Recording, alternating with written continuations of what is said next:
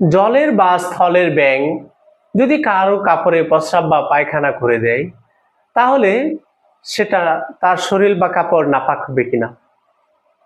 উত্তর হলো, যদি জলীয় ব্যাঙ হয় অর্থাৎ পানির মধ্যে থাকে এমন ব্যাঙ হয়, তাহলে তার প্রস্রাব পায়খানা সেগুলোকে অর্থাৎ মলমূত্র এগুলোকে পাক ধরা হয় জরুরতের কারণে।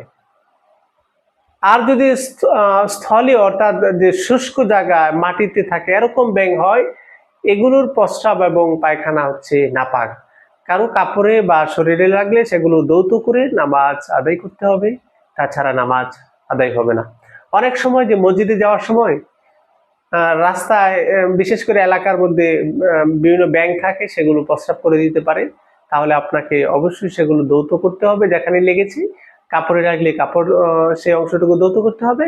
আর যদি আপনার শরীরে লাগে সেই অংশটুকু ধৌত করে আপনি নামাজ আদায় করতে পারবেন।